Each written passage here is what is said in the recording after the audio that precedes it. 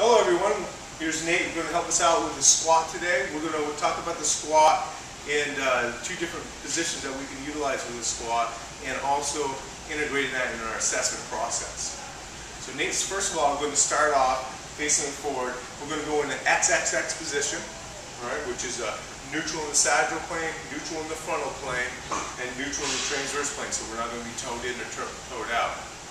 So he's going to hold the weight at chest height.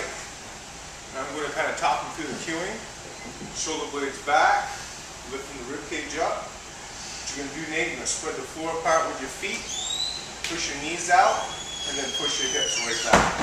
And you're going to come on up. You do it perfect. Excellent. Now you're going to come down again. Go ahead and hold that position for me. And what we're looking for here is that the knees are going to be pressed out, the big toes are going to be down on the ground, thighs are parallel. And I'm going to show you from the lateral view about the spine. And then coming back up. Good. And nice and tall squeeze. Good. And one more time. Perfect. Good. So now, from an assessment standpoint, if he squats, go ahead and squat for me, and we see the knees go in, that's a faulty movement pattern. That's a simple assessment. If we see that he, go ahead and squat, transfer the weight to the toes, then he becomes more knee dominant with the squat, less hip. Come on up. And that's more stress on the knees, so that's another assessment that you can look at from the knees. Oftentimes, sometimes what we'll do is we'll have a squat, go ahead and push your knees right out, and we might get excessive, okay? Too much, too little, just right, okay? So we want to make sure the feet stay on, the big toe stays down, and we don't roll out on the outside of our part of our feet. Okay, now, maybe if you can turn to the side for us. Alright, so from that same squat position, XXX position, you're going to push his hips back, spread the floor apart with your feet, chest is high.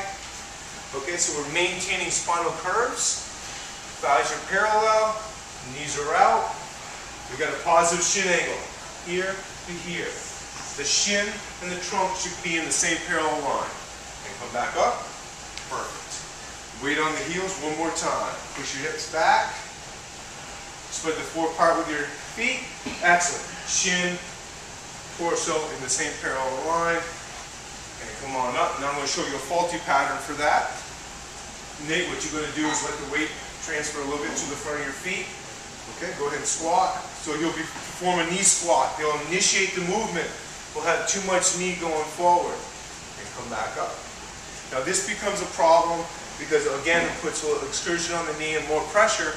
But if there's a dorsiflexion limitation in the ankle, then we could even put more pressure on the knee and the heels will start lifting up. So you want to be aware of that.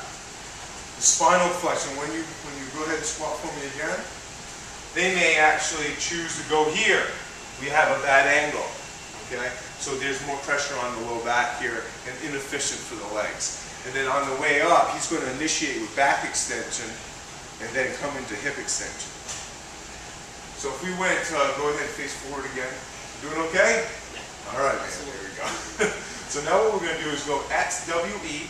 So a neutral stance in the sagittal plane. W is wide, and E is externally rotated. Go ahead a little bit wider for that, and then toe out for me. Really show them toeing out. All right, so now this is more of a powerlifting squat. And what he's going to do, the same thing, same cue, spread the floor out with his feet, push his hips back, chest is high, and dropping down. Perfect. Same thing from the assessment point purpose, and come on up, you're doing great, is make sure the knees don't collapse. That's going to be probably your biggest error in the squat. One more time, I'll look at this too, is make sure that the feet don't hyperpronate, that they don't go in. That's going to drive the knee in. So you want to spread the floor apart with your feet, pressure on the outside part of the foot, and big toe down. Come back up. That was excellent. Thank you. You can stay there a little bit longer, make it work a little bit. All right, so now what I want you to do is turn to the side. And same thing.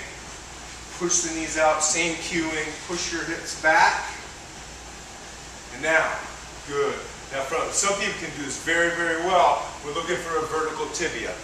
And then the torso is going to flex forward a little bit, but that's okay. The less stress on the knee, and then come on up. Some people can do it very good. They actually maintain upright posture while their tibia is still vertical. Less stress on the knee, more powerlifting style squat. And that's how we can integrate our safety syntax foot positions to change the squat. Thanks a lot, Nate. Appreciate it.